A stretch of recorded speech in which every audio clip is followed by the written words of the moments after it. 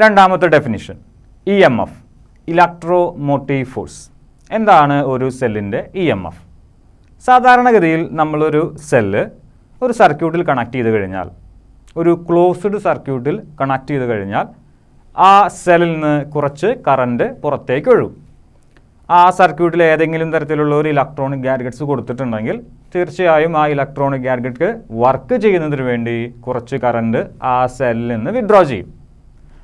ആ സെല്ലിൽ നിന്ന് കറണ്ട് ഒഴുകുന്നതിനനുസരിച്ച് ആ സെല്ലിൻ്റെ പൊട്ടൻഷ്യൽ ഡിഫറൻസ് കുറഞ്ഞും വരും. നമ്മളൊരു പക്ഷേ കണ്ടിട്ടുള്ളതായിരിക്കും.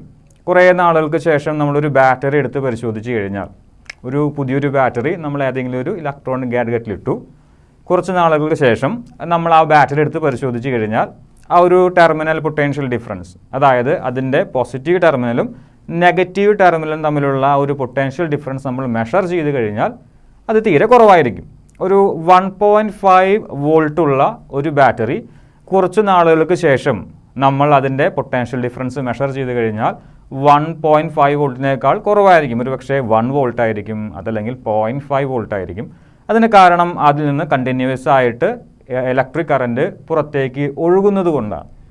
ചുരുക്കി പറഞ്ഞു കഴിഞ്ഞാൽ ഒരു സെല്ല് നമ്മൾ ക്ലോസ്ഡ് സർക്യൂട്ടിൽ വെച്ച് കഴിഞ്ഞാൽ ആ സെല്ലിൻ്റെ പൊട്ടൻഷ്യൽ ഡിഫറൻസ്, നെഗറ്റീവ് ടെർമിനലും പോസിറ്റീവ് ടെർമിനലും തമ്മിലുള്ള പൊട്ടൻഷ്യൽ ഡിഫറൻസ് കുറയും. നമ്മളൊരു ഓപ്പൺ സർക്യൂട്ടിലാണ് വെച്ചിരിക്കുന്നതെങ്കിലോ, അതായത് ആ സെല്ലിൽ നിന്ന് കറണ്ട് ഒന്നും പുറത്തേക്ക് ഒഴുകുന്നില്ല, അങ്ങനെയെങ്കിൽ ആ സെല്ലിൻ്റെ പോസിറ്റീവ് ടെർമിനലും നെഗറ്റീവ് ടെർമിനലും തമ്മിലുള്ള പൊട്ടൻഷ്യൽ ഡിഫറൻസ് മാക്സിമം ആയിരിക്കും. ആ മാക്സിമം പൊട്ടൻഷ്യൽ ഡിഫറൻസിനെ വിളിക്കുന്ന പേരാണ് EMF electromotive force. The EMF of a cell is the maximum potential difference between the two terminals of a cell when the cell is in the open circuit. നമ്മുടെ കയ്യിൽ ഒരു സെല്ലുണ്ട്. ആ cell ഞാൻ ഒരു സർക്യൂട്ടിലേക്കും connect ചെയ്തിട്ടില്ല, അല്ലെങ്കിൽ വേറൊരു തരത്തിൽ പറയുകയാണെങ്കിൽ ഒരു ഓപ്പൺ സർക്യൂട്ടിലാണ് ഇരിക്കുന്നത്, അതും അല്ലെങ്കിൽ കറണ്ട് ഒന്നും ഒഴുകുന്നില്ല.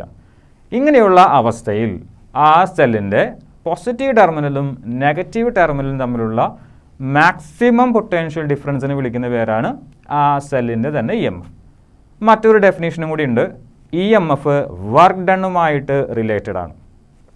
ഒരു സെല്ലിൻ്റെ, ഞാനൊരു സെല്ല് വരച്ചിട്ടുണ്ട്, ആ സെല്ലിൻ്റെ EMF കാണണമെങ്കിൽ ഒരു കാര്യം നമ്മൾ ഇമാജിൻ ചെയ്യണം. ആ സെല്ല് ഒരു യൂണിറ്റ് പോസിറ്റീവ് ചാർജ് ഒരു സർക്യൂട്ടിൽ കൂടി ഒഴുക്കുന്നതിനായിട്ട് ആ സെല്ലിൻ്റെ ഉള്ളിൽ കൂടി ആ ചാർജ് ഒഴുകണം. സെല്ലിൻ്റെ പോസിറ്റീവ് ടെർമിനലിൽ നിന്നാണ് തുടങ്ങുന്നത് വിചാരിക്കുക. ഒരു യൂണിറ്റ് പോസിറ്റീവ് ചാർജാണ്. യൂണിറ്റ് പോസിറ്റീവ് ചാർജ് പോസിറ്റീവ് ടെർമിനലിൽ നിന്ന് ഒഴുകി ലാസ്റ്റ് ഈ സർക്യൂട്ടിൽ കൂടി അത് ഫ്ലോ ചെയ്ത് വീണ്ടും ആ പോസിറ്റീവ് ടെർമിനലിലേക്ക് വന്ന് അവസാനിക്കണം. ചുരുക്കി പറഞ്ഞു കഴിഞ്ഞാൽ ഒരു സെല്ല് ഒരു യൂണിറ്റ് പോസിറ്റീവ് ചാർജിനെ ഒരു സർക്യൂട്ടിൽ കൂടി ഒഴുക്കണം, അതായത് ഫ്ലോ ചെയ്യിപ്പിക്കണം. ആ സെല്ലിൻ്റെ ഉള്ളിൽ കൂടിയും ആ ചാർജ് ഒഴുകണം. അതിനുവേണ്ടി ആ സെല്ല് ചെയ്യേണ്ടി വരുന്ന വർക്ക് ഡൺ ആണ് ആ സെല്ലിൻ്റെ EMF. ഒന്നും കൂടി പറയാം. ഒരു സെല്ല് ഒരു യൂണിറ്റ് പോസിറ്റീവ് ചാർജിനെ ഒരു സർക്യൂട്ടിൽ കൂടി കണ്ടിന്യൂസ് ആയി ഒഴുക്കുന്നതിന് ആവശ്യമായി വരുന്ന വർക്ക് ഡൺ ആണ് ആ സെല്ലിൻ്റെ EMF ഇലക്ട്രോമോട്ടീവ് ഫോഴ്സ്. ഒരു കാര്യം ശ്രദ്ധിക്കണം, ആ സെല്ലിൻ്റെ ഉള്ളിൽ കൂടിയും ആ ചാർജ് ഒഴുകണം. നമ്മളിവിടെ മെയിനായിട്ട് എടുക്കുന്നത്, പ്രധാനമായിട്ടും എടുക്കുന്നത് ഇലക്ട്രോലിറ്റിക് സെല്ലാണ്. ഇലക്ട്രോലിറ്റിക് സെല്ലിൽ 2 ഇലക്ട്രോഡുകൾ ഉണ്ടായിരിക്കും. ആ 2 ഇലക്ട്രോഡുകളും നമ്മളൊരു ഇലക്ട്രോലൈറ്റിലായിരിക്കും മുക്കി വെച്ചിട്ടുണ്ടാകുക. ഇവർ ഉദ്ദേശിക്കുന്നത് ആ ഇലക്ട്രോലൈറ്റിൽ കൂടിയും ആ ചാർജ് പോകണം. അതുകൊണ്ടാണ് ഇൻക്ലൂഡിങ് ദ സെൽ അവിടെ ചേർത്തത്. ഒരു യൂണിറ്റ് പോസിറ്റീവ് ചാർജ് ഒരു സർക്യൂട്ടിൽ കൂടി ഒഴുക്കണം, ഇൻക്ലൂഡിങ് ദ സെൽ. അതിനുവേണ്ടി നമ്മൾ ചെയ്യേണ്ടി വരുന്ന വർക്ക് ഡൺ ആണ്, അതിനുവേണ്ടി ആ സെല്ല് ചെയ്യുന്ന വർക്ക് ഡൺ ആണ് ആ സെല്ലിൻ്റെ EMF. അങ്ങനെയെങ്കിൽ EMFന് നമുക്കൊരു ഇക്വേഷൻ എഴുതാം, W/Q. ഇവിടെ Q എന്ന് പറയുന്നത് ഒരു യൂണിറ്റ് പോസിറ്റീവ് ചാർജ് ആണെന്ന് നിങ്ങൾക്ക് വേണമെങ്കിൽ എടുക്കാം. is equal to EMF of cell is equal to work done by the cell to move a unit positive charge through a circuit including the cell. ഇതാണ് അതിൻ്റെ ഡെഫിനിഷൻ. മറ്റൊരു ഡെഫിനിഷൻ W/Q ആണ് അതിനുള്ള equation. ഇനി ഈ ഒരു ഇക്വേഷനിൽ നിന്ന് നിങ്ങൾക്ക് വേണമെങ്കിൽ ആ EMFൻ്റെ യൂണിറ്റ് കണ്ടുപിടിക്കാം. W എന്ന് പറഞ്ഞു കഴിഞ്ഞാൽ എന്താണ്? വർക്ക് ഡണ്ണാ, യൂണിറ്റ് ജൂൾ. Q എന്ന് പറഞ്ഞു കഴിഞ്ഞാൽ ചാർജാണ്, അതിൻ്റെ യൂണിറ്റാണ് കൂളംബ്. അങ്ങനെയെങ്കിൽ EMFൻ്റെ യൂണിറ്റ് എന്ത് വരും? ജൂൾ പെർ കൂളം വരും. അതുമല്ലെങ്കിൽ കുറച്ചും കൂടി എളുപ്പമുള്ളൊരു യൂണിറ്റ് നിങ്ങൾക്ക് ഉപയോഗിക്കാം, വോൾട്ട്. രണ്ടാമത്തെ ഡെഫിനിഷൻ EMF ആയിരുന്നു. നിങ്ങൾക്ക് ഓർത്ത് വയ്ക്കാൻ പറ്റുന്ന ഒരു ഡെഫിനിഷനാണ് ഇവിടെ എഴുതിയിരിക്കുന്നത്.